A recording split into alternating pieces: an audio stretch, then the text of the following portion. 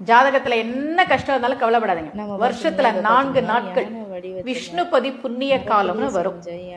அந்த நாள்ல பெருமாள் கோவிலுக்கு போய் வழிபாடு செய்கிற போது, அந்த விஷ்ணுபதி புண்ணிய காலத்துல விஷ்ணுபதி புண்ணிய நேரத்துல போய் அந்த வழிபாடு செய்கிற போது நிச்சயமாக ஒருத்தருடைய தரித்திரம் நீங்கும், வறுமை நீங்கும், செல்வம் பெருகும். இதை செஞ்சு பாருங்க. வருஷத்துக்கு 4 நாட்கள் வரும் இல்லையா? அந்த 4 நாட்கள் என்னன்னு சொல்றேன்.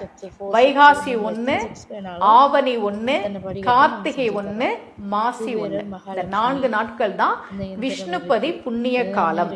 என்னென்ன? வைகாசி 1, ஆவணி 1, கார்த்திகை 1, மாசி 1.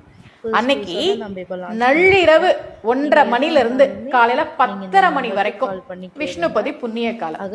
கோவில்ல எப்ப நடத்திருப்பாங்கன்றதெல்லாம் நீங்க பாத்துக்கோங்க. அந்த நேரத்துக்கு போய், ஏன்னா காலைல 10:30 மணி வரைக்கும் தான் விஷ்ணுபதி புண்ணிய காலம். 10:30 மணியோட முடியுது. கையில 27 பூ எடுத்துக்கோங்க. எந்த பூவா வேணா இருக்கலாம். ரோஜா பூவா இருக்கலாம், மல்லிகை பூவா இருக்கலாம், எதா வேணா இருக்கலாம். 27 பூ கையில எடுத்துக்கோங்க.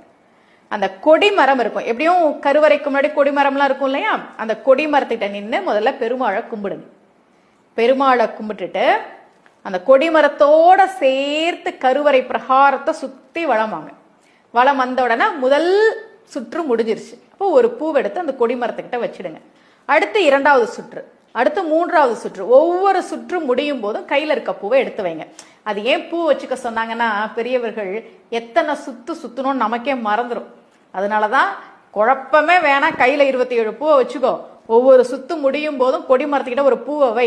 அப்ப 27 சுத்தி முடிச்சுட்டா கையில பூ இருக்காதுன்றதுக்காக தான் 27 பூவை வச்சுட்டு